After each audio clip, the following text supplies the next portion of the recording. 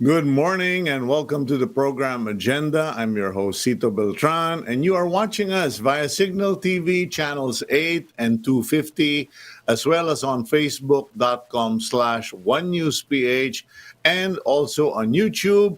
Just enter OneNewsPH. You can also watch us on the go via the Signal Play app. All you have to do is download the app and you can watch us on the go. And you can also connect with us via smart cell phone, SMS 0968-704-7736.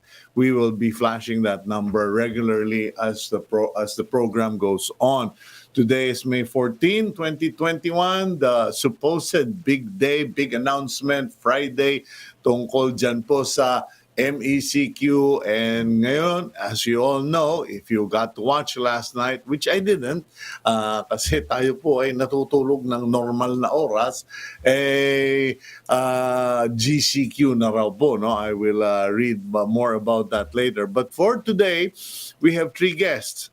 First, we will be speaking with Dr. Maria Consorcia Quizon, member of the National Immunization Technical Advisory Group. Kasi mukhang lumalakad na ang bakunahan sa Pilipinas. Padami na ng padami ang dumarating na bakuna. Pero depending on who's talking, may mga nagsasabing kulang na kulang.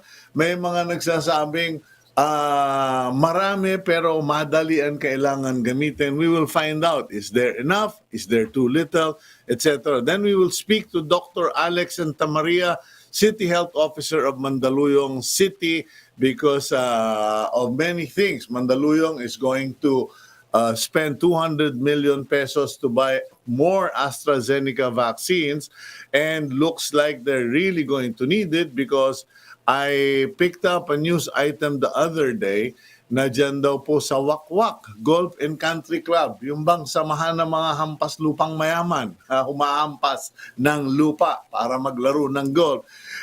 Nasara ang Wakwak Golf and Country Club, one of the most prestigious, oldest golf clubs in Metro Manila, kasi nagpositibo daw mahigit 100 kadi at mga waiter sa kanilang pasilidad.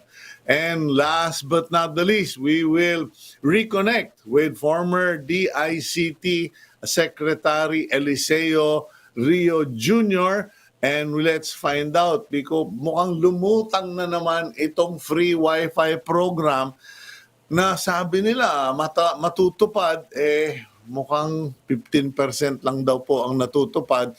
Kine-question na ng COA.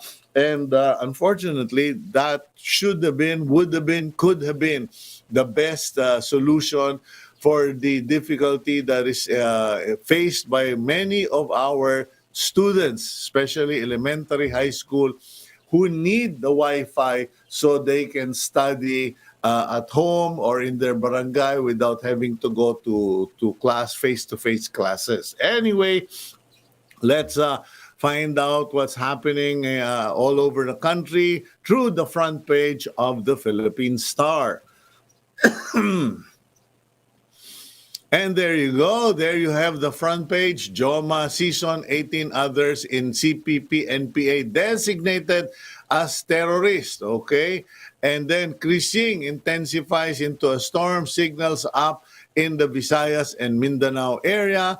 And GCQ with heightened restrictions for NCR. Now, President Rodrigo Duterte has placed the National Capital Region and provinces of Bulacan, Cavite, Laguna, and Rizal under general community quarantine for May 15 to May 31, but with heightened restrictions.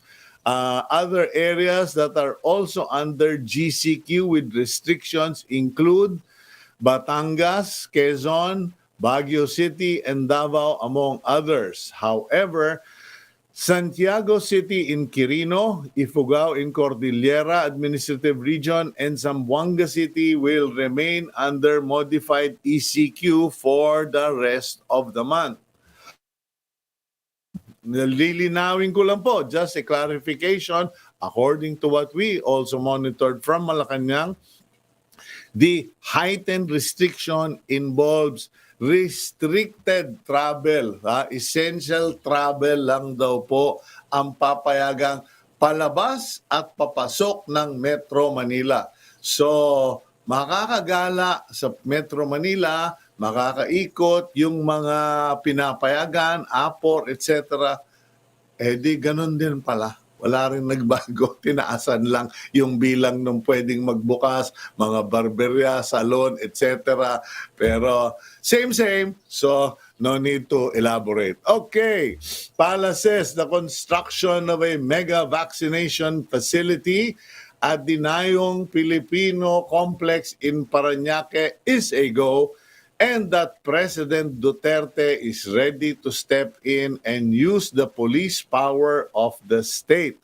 The Nayong Filipino Foundation and some environmental groups have opposed the project due to the possibility of trees being cut to make way for construction. Ayan po, very interesting story because noon may sumubok, may congressman ba yun o Kamag-anak Incorporated, sumubok na magtayo ng casino dyan sa Nayong Pilipino, mismong si Presidente Duterte binaril yung idea na yon.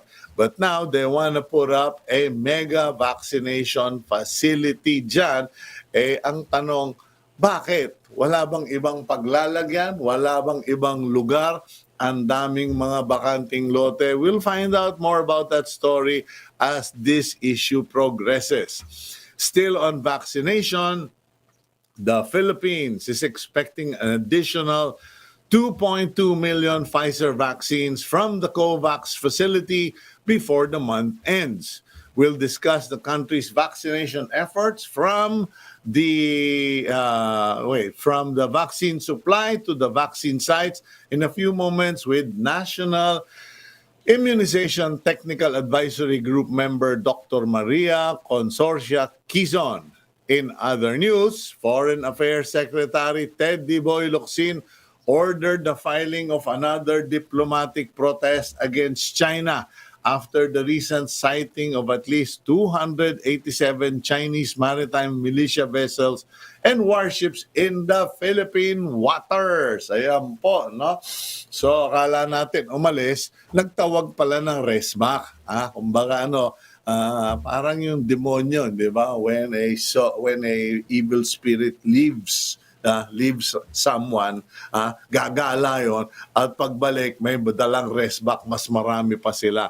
In any case, we do hope that at some point ma-resolve yan kasi alam nyo po, may mga kumakalat na mga angle story regarding itong mga pandemics kasi mayroong historians na nagsabi, what happened after the pandemic of 1918 ba yun or something.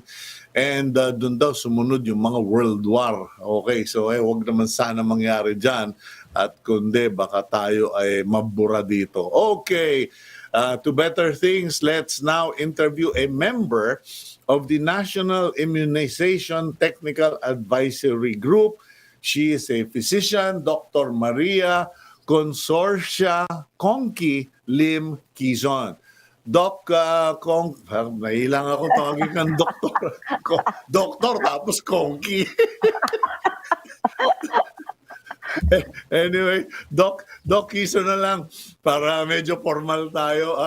Doctor, I'm curious kasi how does one become a member of the National Immunization Technical Advisory Group? Kasi parang ang dami ngayong mga ganyan.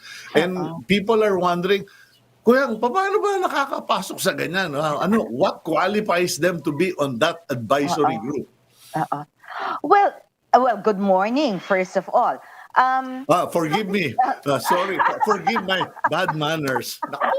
No, hindi naman. Sobrang excited eh. You just jump right into the Okay. Yeah. Well, at least for me, I was asked if I have time and I would like to share my expertise. I'm a field epidemiologist.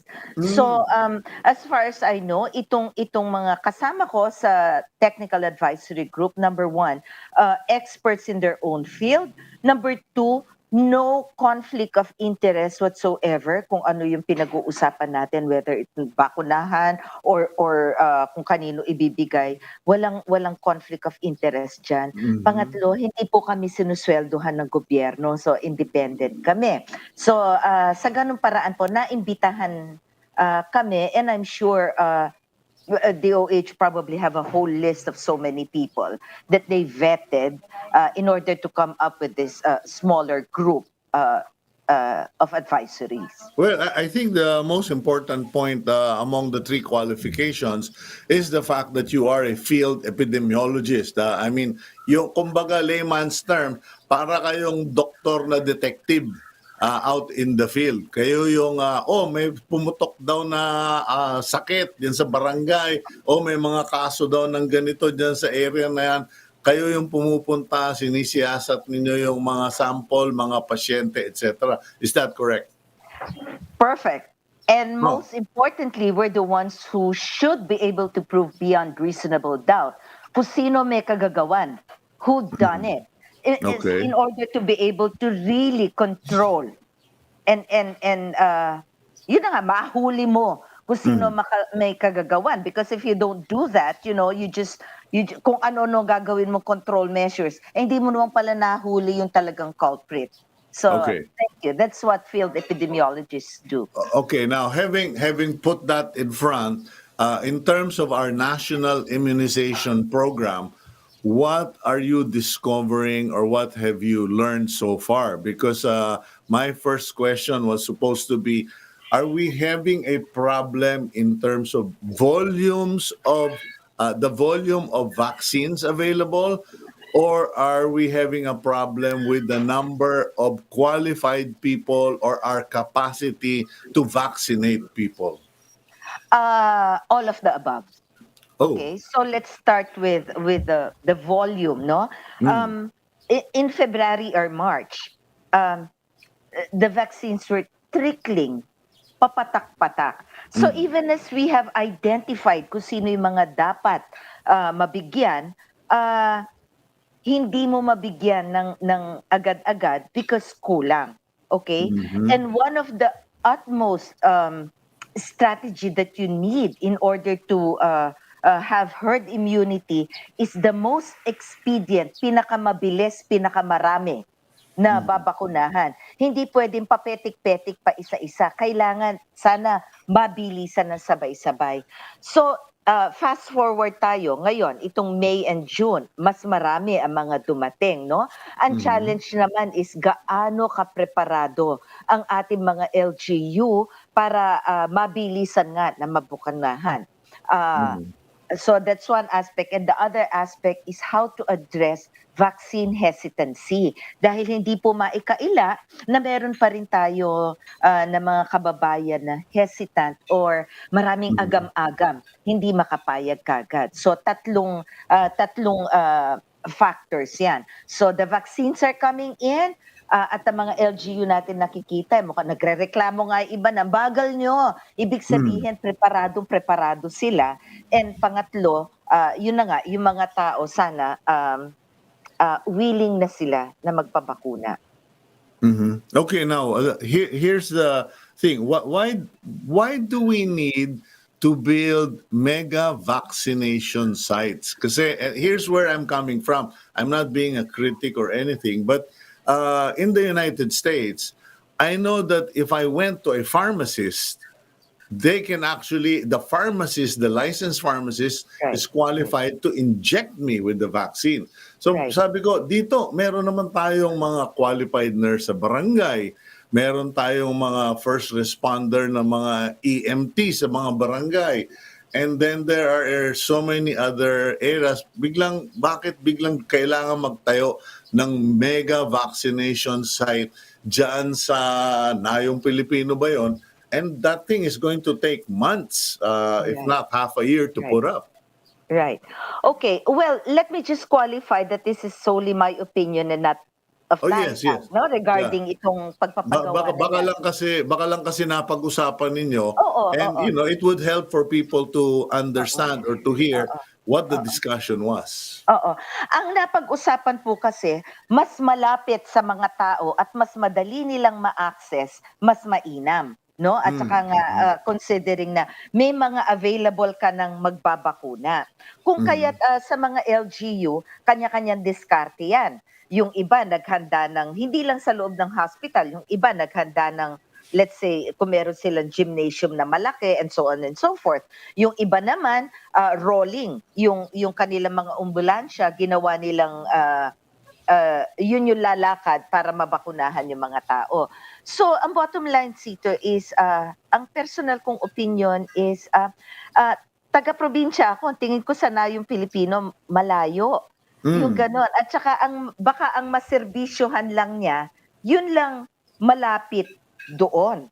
mhm. Hindi ba? Hindi ko kasi ma-imagine na paano kaya yun, iniisip ba nila na ang mga taga-NCR o nasa Maynila, hahakutin pa't dadalhin doon sa lugar na Well, yun? precisely my thought, Doctora, because I've long been saying, even in my column, I've been saying na dapat barangay-based by location. Hindi yung hinahakot mo from barangay 1, dadalin mo sa ospital na nasa outside of the Mm, territory of the city or the municipality. Kasi parang mm, ano pang silbi ng ating no mass gathering kung mm. hinahakot mo yung mga tao or you're requiring people to go to a hospital, a gymnasium, or a facility outside their community. Well, let me share you, itong sa A2 natin, yung mga senior citizen, Mm, 'no? mm. Hindi naman gano'n karami kumpara sa general population. Mga 2 million Yung yata. Oo, pero Mm, spread all over 7,000 islands, hindi ba? yeah. So, ang diskarte halimbawa dito sa aking probinsya, sa Tarlac, is that isang lugar yung pinagbabakunahan. Ngayon, ang sikreto diyan, number one, is pre-registration, and Mm, number two, yung talagang meron kang, appointment. Kaya kung halimbawa sinabihan ka, tinext ka na between 8 to 9 o'clock, 10 kayo o 20 kayo na ihahatid ng barangay doon sa, vaccination center, then it actually work. Una-una, hindi congested. Pangalawa, walang horror story na naghintay ng 3 oras, 4 na oras. Yung mm. gano'n, komportable sila. Pangatlo, Sito, hindi pagod na pagod ang ating health workers. Kasi halimbawa dito sa amin sa Tarlac, 511 barangays, hindi ka naman makakakuha ng 511 teams para Mhm. puntahan ng mga barangay. Kung kaya't at least for the senior citizen, the idea of bringing them over to one vaccination center works, you know? Mhm. And again, I'm qualifying kasi konti yung senior citizen. And Mm. ngayon medyo papunta na kami dun sa A3 sa mga comorbidity. Yeah. Hindi ko alam pagdating dun sa i-o-open na natin dun sa general population, kung ano kaya ang pinakamainam na diskarte. Baka nga mas mainam yun na per barangay ang i-schedule and then dun sila pumipila sa And barangay. also because the difference between Tarlac and Metro Manila, in Tarlac, you have a lower population but a wider land mass or Right, territory. In right, NCR, you have concentrations of population in set municipalities or right, barangays. right. Now, regarding the vaccine anxiety or excuse me, may ubo lang po tayo, wala po tayong COVID, nabakunahan na ako. Uh, regarding the vaccine, yung mga choosy, etc. Nagtataka Mm, lang ako kasi iniisip ko kagabi, paano ko ba isosolve yung problema niya kung ako yung natanong? And I said to myself, why are we even announcing the brand of vaccine that we are going to use per locality, city? Kasi una, parang, yun na nga, it leads to people being choosy. Ayoko niyang Sinovac, gusto ko nung Pfizer. Pangalawa, nagkakainggitan. Ako nga, there was a moment na sabi ko, kung bakit kasi kami hindi nabigyan, ba't sila may Pfizer, kami Sinovac, parang ganon. So, should we change that protocol where LGUs, DOH should not even mention what vaccines are going to be available. Oo, oo. Let me answer yung previous ano muna 'no. Sa Hang totoo yata lang nung si nag-umpisa, Doktora, hopefully makakabalik tayo. yeah, well, yung unang Okay. nasabi mo. Gab, pakisalaw na lang at mukhang naghang yung signal ni Doktora. But we will check how that is going, because I think it's an important issue, ladies and gentlemen. Yung doon po sa mga choosy na gusto nila. Well, you have a right to be choosy. I've said that in the column. I mean, if you're a taxpayer, if you have read so much bad publicity, or because it was mismanaged, yung rollout ng information regarding vaccines, I mean, it's understandable. But at this point, what can government do? Can government simply adopt the practice na no more announcement kung anong bakuna? Simple na lang yan. Gusto mong mabakunahan o hindi? Ayaw mo, no choice. Kailangan mong mabakunahan, kasi pag ikaw ay nagdala ng sakit, baka yung mga iba lalo pang mahawa. We'll go for a quick break. When we return, let's reconnect with Dr. Quizon out there in Tarlac. I'm Cito Beltran out here in Lipa City, Batangas.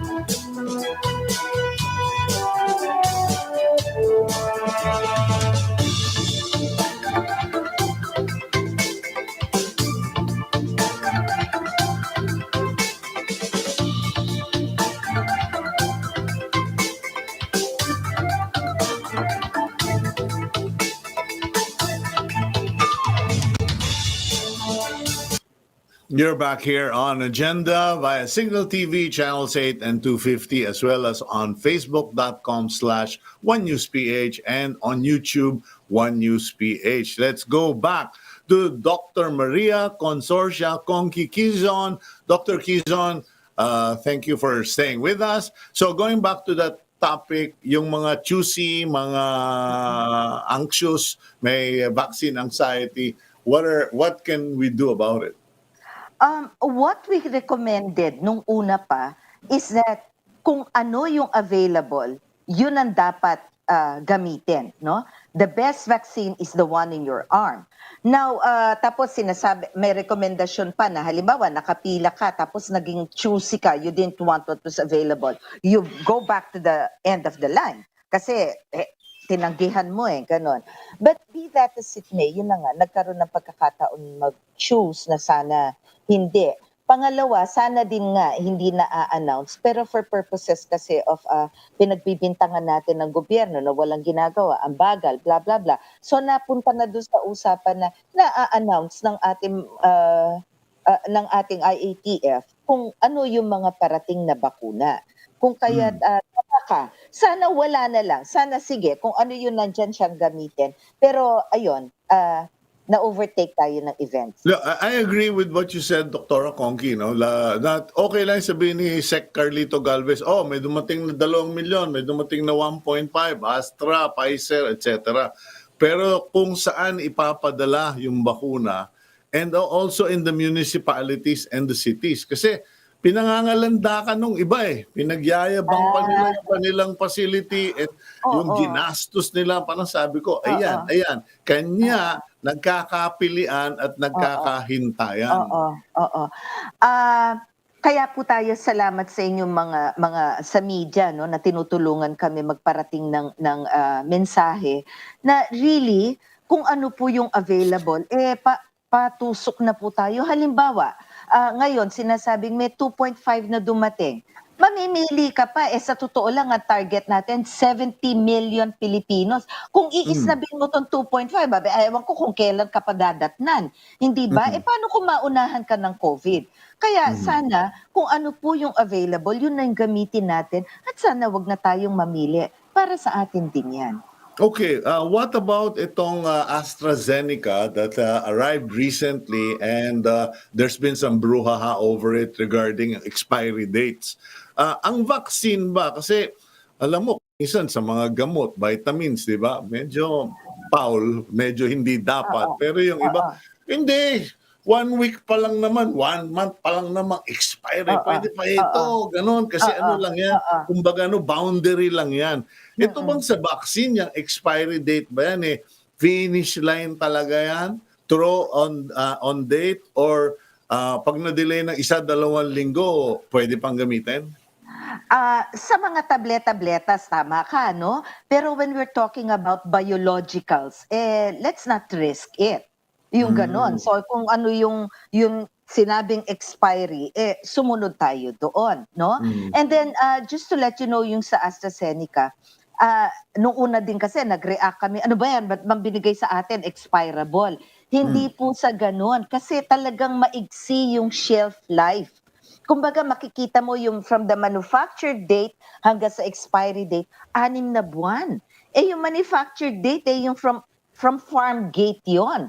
So can you Mm. imagine yung sa transport and everything? Kaya pagdating sa atin, talagang 3 hanggang mahaba na yung 4 na buwan na plaso para mo mai-dispose o mai-inject sa mga tao.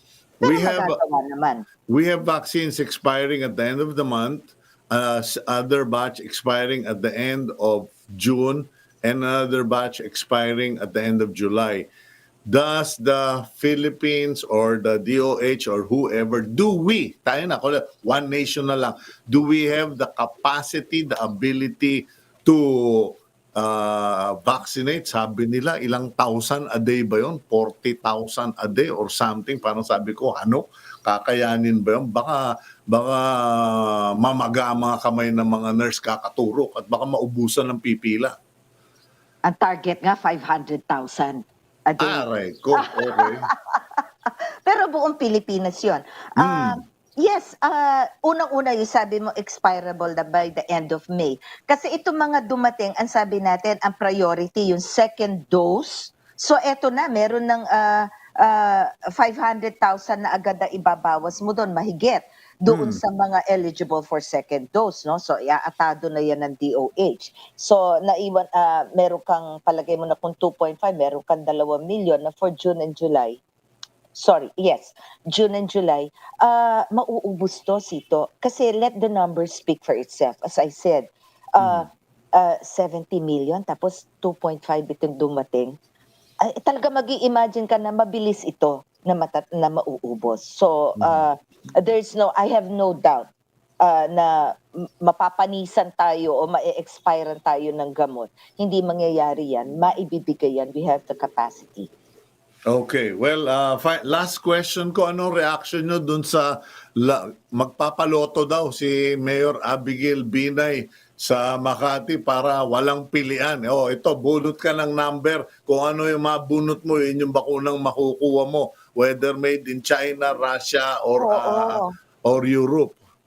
Hindi ko kasi ma-imagine din na may naka-stock silang 3 vaccine. Kasi halimbawa nung dumating yung Sinovac, hindi ba nga napaubos mo yon? Tapos yung, hindi ba pa isa-isang dumarating, so Hmm. napapaubos naman, na mabilis pa sa 4:00. So, paano ka mamimili na I don't know, anything is possible under the sun. But my Okay. contention is that, at any given time, iisang brand yung dumating. So, ano ipapipili mo? Okay, well, I contend that wala nang sabi-sabi kung ano yung brand. Brand X versus brand Y. And last minute, Doctor, tanong ko lang po, kasi may mga nakapagsabi na in the past, the best endorsers or promoters of vaccination are family physicians and practicing physicians. pero parang hindi pa natin nakikita yung wave of doctors telling their patients, I am telling you to get vaccinated. Yung ano, kasi kayo yung mga nag-educate, parang a reach out program to patients. Meron naman. Kaya hindi talaga out in the open na namimili. Kasi namilit ka tapos wala yung vaccine. Hindi ba? Hindi pa Okay. gano'n ka-available. I mean, vaccine hesitancy is an issue. Pero mag-o-all out ka na mamilit na mga tao, babalikan ka na asan. Hindi ba? Okay. So, Well, yun. Pero meron naman.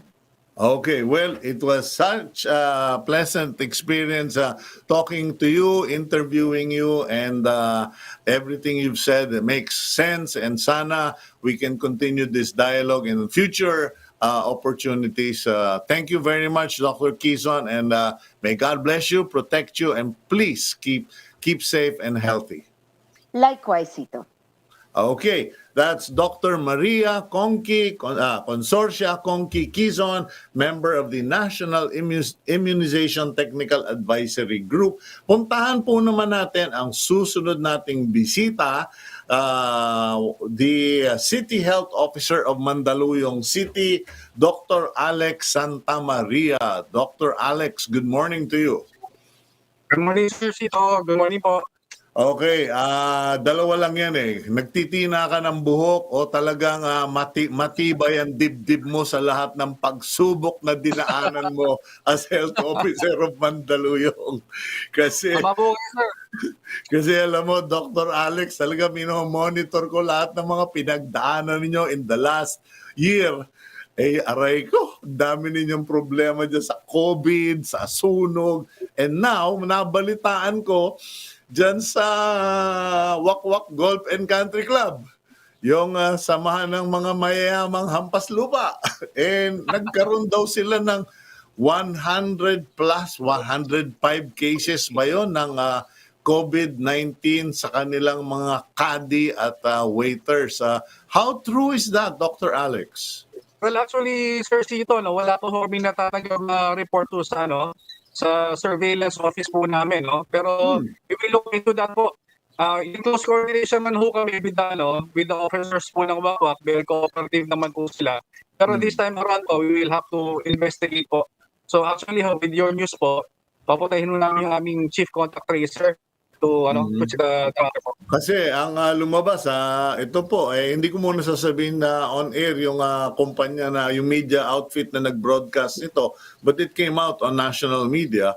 And ang balita nga initially was that Wakwak Golf and Country Club or Wakwak Golf Club closed down temporarily as a preventive measure dahil nag-antigen test daw at pagkadami-dami daw ng tinamaan ng COVID nag-positive. Sabi ko, antigen pala baka false positive yung iba dyan.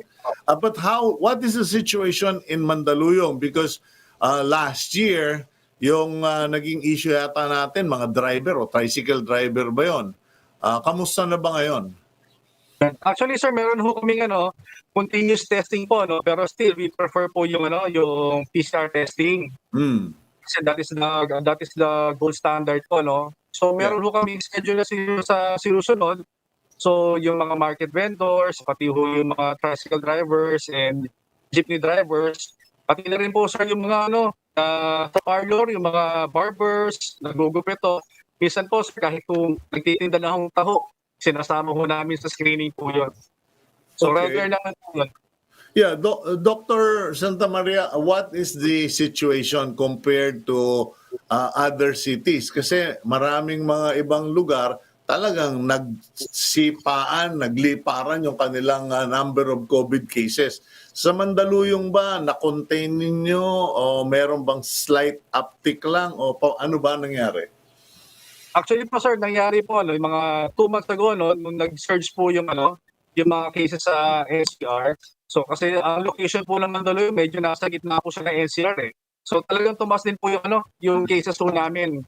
So talagang nagkaroon ho kami ng massive testing, massive contact tracing. So medyo maganda naman po ngayon, medyo dahan-dahan po, bababa na po siya. Okay, are you afraid na or are you concerned na ngayong gagawing GCQ na naman ng Metro Manila Nako, baka magbibilang ka na naman ng pasyente sa mga ospital dyan sa Mandaluyong. Well, yung ano naman po, yung GCQ ho na with heightened restrictions po, no? Mm. So, it goes down po sa ano talaga sa minimum health protocols po talagang sinusunod doon ng tao. Kasi the way we see it po, it is already a personal obligation not only to protect yourself, pero to protect your loved ones. Mhm. So kahit po magiging po ang gobyerno, magluwag ang gobyerno, pero kung ikaw ho mismo on your own, hindi ka ho sumusunod, you do not feel that responsible, doon ho talaga nagkakaroon ng problems. Okay, hindi ko alam kung tama yung pagbasa ko ng data, pero balita ko or nabasa ko na gagastos daw ang City of Mandaluyong ng 200 million pesos to buy AstraZeneca vaccines. Ang unang tanong ko, Dr. Alex, ilan ba ang babakunahan sa Mandaluyong and magkano aabutin para gawin lahat yan? Okay. Actually po, we are using po yung 440,000 na population ho ng Mandaluyong. Kasi considering po yung herd immunity, we have to vaccinate around 333,000. And then for last year po, in preparation for the 2021 budget, nag-request ho kami sa Sanggunian to have a budget of 200 million po for vaccine. So ito naman po ay it was granted ho. Actually, meron ho tayong orders ng AstraZeneca and Moderna. We have 150,000 doses of Astra ordered and 20,000 doses of Moderna ordered. What is your timeline? Gaano kabilis? Kailan darating lahat 'yan? Makokompleto yung order ninyo at gaano kabilis para masabi ninyo na that in the city of Mandaluyong you either have herd immunity or ideally everyone living there should be vaccinated. Of course, hindi pa pwede ang mga minors dahil bawal pa. Actually, yung based po sa instructions po sa amin, or information, yung mga procured po ng LGU and I think even the private companies will happen on the third quarter of the year. And then your question po kanina kasi is, when will we achieve herd immunity? So talagang nag-rely rin po kami sa sa vaccine na i-allocate po ng national government. So far po ang aming timeline is last week of November, we should be achieving herd immunity already. So that means po, pagdating po ng June, we should be vaccinating around 5,000 individuals daily. Daily, but does the city have the capacity to do that? Kasi yun din ang tanong ko kanina kay Dr. Quizon, kaya ba natin to vaccinate in those numbers? Kasi medyo may mga napatingin kagabi kaninang umaga na lumabas sa balita yung sinabi ni Secretary Carlito Galvez na ang goal nila parang magiging parang Israel na tayo. Parang sabi nila, ano kanyo? Kaya ba natin? Well, actually, it's a big challenge po, no? So right now in Mandaluyong, we have 10 vaccination areas po. These are our schools. So ang output po nito is, ideally po is 500 per day. And then meron ho kaming tinatayong mega vaccination site. Ideally po, ang capacity ho nito, ang output po nito per day is 1,000 at least.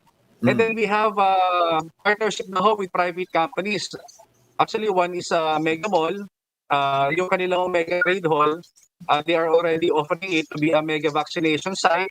And then we have two big schools po rito, if you are familiar with Mandaluyong, yung Jose Rizal University, that is private po. And then yung isang government funded, yung Rizal Technological University, ongoing po yung aming application to, para maging vaccination sites. Actually po, it is a big challenge po Kasi sa experience po namin, lahat po na nagpapabakuna sa Mandaluyong, they should be pre-registered. So meron naman yung listahan na nilalabas po everyday. Pero syempre, di po lahat po kasi nakakarating. So one challenge din po is to convince po yung aming mga constituents na talagang grab the opportunity to be vaccinated. Kasi it is very important. Sorry Doc Alex, no, pero kasi concern nito dahil nakita ko ito sa kakilala namin na nagko-complain sila, mga bata to, no, nagko-complain sila for the senior citizens na hindi maalam doon sa proseso kasi sa totoo lang kung minsan yung bang palista, yung medical history, etc. Napaka sobrang detalye, masalimuot, mahaba na and then kailangan techie ka para makapasok ka. So the younger generation, the young kids are saying, pang senior citizen, isimple naman ninyo. Huwag nyo nang pahirapan yung mga lolo namin na kailangan pang tawagan kami para makakapalista lang. What is the situation in Mandaluyong? Is it better in Mandaluyong? Yes, actually po, medyo pinag-usapan ho namin with regards to our senior citizens or A2. Kasi alam naman ho namin, kunyari kung kayo po ay 70 years old, baka hindi niya na ho inututan how to log in sa aming, sa aming Mandavac na website. So, nagpababaho kami sa mga barangay, we call them enumerators. Okay.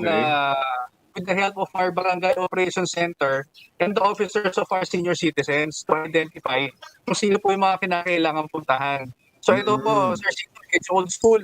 Medyo may papel, may ballpen. Of course, naka-PPE po yung aming staff. They go sa mga bahay po ng mga senior citizen to get their data and then kami na po nag-encode. At the same time po, meron naman po kaming Mandavac call center. So pag nahihirapan po the relatives of the senior citizens can call the call center po to guide them to what to do para makapag-register. Okay. And then actually po, we do not encourage po yung walk-in sa mga aming mga vaccination sites. Kasi po we prefer po for the day allocated na po talaga yung vaccines. Pero syempre po we have to strategize talaga ho, So we might be doing online registration already. This coming day, so para ma-accommodate po lahat. Okay, well, kinapos na naman tayo ng oras, Doc Alex, pero I'm sure I will be talking to you in the near future kasi talagang binabantayan natin. We are watching the vaccination program in various municipalities and cities like Mandaluyong City. But congratulations for taking charge and being in control, and I hope na palakasin pa ni Lord yung katawan mo, pangalagaan ka, including your family and the health family there in Mandaluyong City. Thank you very much, Doc Alex. We will be hearing from you again. Okay, yan po. Si Dr. Alex Santamaria, and we will now go for a break. And when we return, we will speak with former DICT Undersecretary Eliseo Rio Jr. here on Agenda.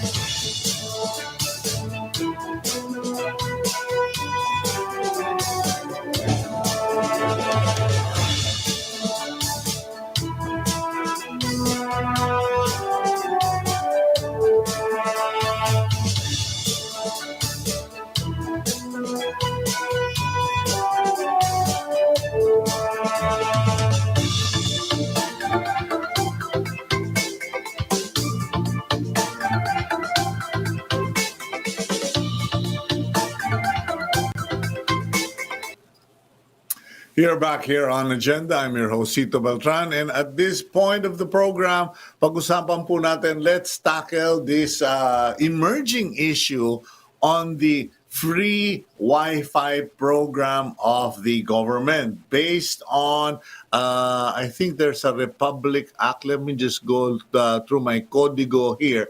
There is a Republic Act 10929, or the Free Wi-Fi for All program created in 2017. Now, that free Wi-Fi program for all was funded with 1.3 billion pesos, and it was put together three-way yata. Tatlo sila, tres cantos, ika nga, yung UNDP, itong Speedcast Limited, at saka yung DICT. And the thing here is, it seems that the COA has been reviewing the program, and of course, siyempre, yung pagkagastos, pera yan ng gobyerno, and the COA said 15% lang ang nagagawa based on proposed targets, 15% lang. And ako po, nagkakabintangan na bankrupt na raw. The claim is that the Speedcast Limited, yung kanilang office or kanilang main office or whatever, na bankrupt na. May mga kaso pa raw ng undervaluation, according to the Bureau of Customs of the Philippines. And so let's find out from someone who's familiar, or at least we presume he knows about this because it was during his term, I believe, none other than former USEC Eliseo Rio of the DICT. Sir, good morning, sir. Good morning, Cito. Long time no see. Well, pasensya na. Medyo na-overtake tayo nitong mga problema sa COVID, but I'm glad to see that you are in good health. And sabi nga nila, you have not died and neither have you faded away. I pa rin. I have my second dose last Monday, no? So ito, senior citizen, 77 years old. Oh, you look still much, active. you look much better now. Parang mas invigorated and smiley face ka. Unlike our last interview, medyo bad trip ka na during those days. Anyway, Yusek, I don't want to ruin your day or bring up bad memories, but naungkat na naman itong free Wi-Fi for all program, and I think you heard my intro. Yes, The COA said 15% lang ang na-achieve, tapos mukhang may mga corruption issue on the part of one of the prime movers, etc. What's your response to all of this? Thank you for giving me this opportunity. No, actually, this UNDP DICT Memorandum of Agreement started more than 2 years ago. No, it was a series of negotiation and things like that. The primary reason why I, then acting secretary of DICT, took UNDP as our partner is that because this is a big project. No, it is in fact the biggest rollout of satellite free Wi-Fi access points. No, this is only part of the whole program of the free Wi-Fi. No, but this program, the UNDP DICT program, will put up 6,000 access free satellite, no, free Wi-Fi access points in our remotest areas. Yung kahit na nga ho kuryente minsan palyado, no. So may mga solar panel ho ito, no. So these are addressed to the unserved areas of our country, no. Walang telco ho, no. 6,000 po ito. The biggest rollout so far in our history, no. So kaya we actually yung aming kwan talaga na makuha yung UNDP is the expertise in doing this in other countries, no? Yung putting up Wi-Fi access points in Africa, in some parts of Asia, no? Yeah. And they have contacts, connection to foreign companies who can do this, no? Since kasi wala hong local company that will go to a remote area and put up and then still make money, no? Yusek, if we can just speed it up a little because baka maubusan tayo ng oras. Okay. So yun nga ho, we took UNDP basically because of that, and basically to avoid, no, any corruption issue, no, because UNDP ho yan, United Nations. In other words, that's why I am comfortable now, because if they make a case, a corruption case of this, they have to implicate UNDP, no? They have to implicate a United Nations organization. Yes. Kaya ho ba? I mean, our government can do that. I mean, so in kan pa ho, I left the ICT May 22, almost a year ago, no? When I left the ICT, itong program na ito was intact. Ang timeline nga namin is to have this completed by June next month of this year, no? June tapos na dapat yung 6,000. And we were on track. We have already about less than 500, no? When I left the ICT on May, no? So yung sinasabi ng 15% lang ng COA, that is already during the time na nag-alis na ako ng DICT, no? Ang kwantari, pinabayaan talaga nitong project na ito, no? And because it will not attribute anything to the accomplishment of this present administration of the new secretary, no? Then they yun nga, then yung pumutok itong devaluation issue, doon lang nag-crop up lahat ito, no? Na yun, wala palang, hindi pala umusod yung project, nagkaroon ng problema. But how is that possible, Yusek? If you're saying that 1 year ago, when you left DICT, the project had already set up 5,000 sites. No. 500. 500 sites, okay? Yeah. So less than about 9%, no? So, ibig sabihin, from the time I left hanggang na-discover ng COA na 15%, yun lang nagawa nitong present administration, no? So actually, pinabayaan nila itong project na ito.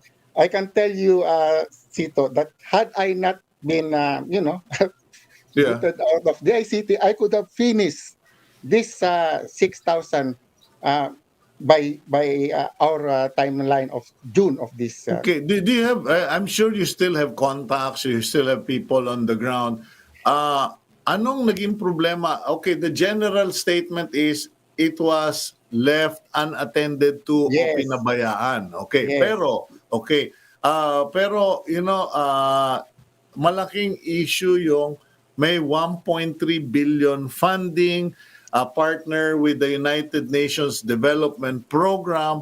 How is it possible that nothing happened? Was this willful on the part of DICT? And bakit pumapasok itong issue of the Speedcast group na nag-undervalue sa customs? Ano ba yan? Paputok na ibang issue? Well, actually, yung issue na yun, it was already solved. No? I think the correct duties were paid already, no? So it should not be the cause of the delay, no? Nangyayari yan, no? Na importation na hindi na declare ng pan, pero naayos naman. Pero kung sabihin yan ang cost ng pan, hindi ho. Talaga yung pati yung mga tao ko ngayon sa free wifi, lahat sila napalitan. So ang bola ngayon, wala na sa amin, nasa kanila na for the past 1 year, no? And what have they accomplished in this project? O yun, nasa COA report. They must explain that, no? Wala na kami. Is this a misappreciation or underappreciation of what to many of us is a valuable project or program na makakatulong sa napakaraming estudyante? Or is this something that, kumbaga, tinurpido yung project because it might compete with vested interest or business? Well, I could not definitely say, no. But one thing I'm sure is that the ICT now claims that they have gone on a project, no, that has now what they say record, no. So they went into a project that can be attributed to them. At hindi na nila pinabayaan na nila para more or less, kasi kung tapos itong project as scheduled, that would be the record, no? The record is, I think, around 4,000, no? So parang ganyan ho nangyari. they don't want this project that they did not start, to parang tabunan yung nagawa nila. Mhm. And then, Is it and that is it still salvageable? yes po, I said nga po, if I have been not replaced, and who replaced me? RJ, no? In other words, so in other words, ang kinakuha ko is, had I not been replaced, I could have finished that project. And Okay. ito nga, UNDP is something that has no corruption issues at all since 1946 that they have been developing us, no? May taya ba ang UNDP dito? Did they put out money for this project? No, this is a financial management service, no? Na ito may treaty tayo. Oh. May treaty ang Philippine government with UNDP that the UNDP can provide managed service, no? Finance ginagawa ho ito ng halos lahat ng department natin eh. They put money to DPWH, agriculture, education ang pinakamalaki, no? They put money in UNDP, and UNDP manage that using their international network. Did we have to borrow money for this project? No. So it is all funded by the Philippine government out of the general appropriations.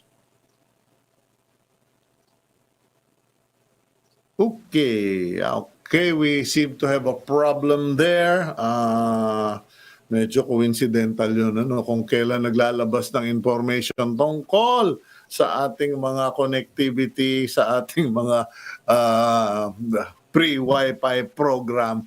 Ayun, you almost want to suspect that someone was doing something there. But if we can reconnect Hello. there, okay. Baka ako meron ayaw ako pakinggan ng tao. Okay, anyway.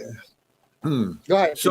So the money was not borrowed from some bank. It is not a UNDP money. It is Philippine government money. Pero ang problema dyan, pag hindi na kumpleto yung project na yan, will there be any penalties to project proponents? Yes, actually, UNDP, mayroon yung performance band that UNDP, of course, have to return, no, kung ang hindi nila makumpleto. No? And in fact, it is in our memorandum of agreement that they should finish this by June. No? Kaya nga po, when I was at the ICT, ang akin talaga almost every week, I'm having a meeting so that talagang nakakuha namin na on track ito, no? Itong project. But when I left, wala na ako. Nobody it. Okay. So yes, UNDP is one of these, but it needs the supervision of the ICT po, no? Okay. Managed service na sila eh. Okay, last question. Mabilisan na lang, Yusek, kasi down to a minute and a half. Yung sa Stay Safe, nakita ko yung post mo sa Facebook na you were saying that it doesn't work and that the government should just drop it. Yeah. In fact, right now, it's not only me saying that, it's the contact tracing star Magalong already said that. The secretary of the ILG Anyo is saying that he was given a car without any engine. So nanggagaling na ho sa mga cabinet members yung aking apprehension. And I've been saying this since February of last year. Na basically, contact tracing, Stay Safe is a surveillance application. It is not a contact tracing application, just like what other countries. No? And that time, Singapore, which I think has the best practice of contact tracing, was offering their trace together to us. Bakit hindi natin kinuha yun? And maybe that was also one reason why I was removed from the ICT, no? Because I was not towing the line that Stay Safe should be our only contact tracing. And see how many thousands of people have died.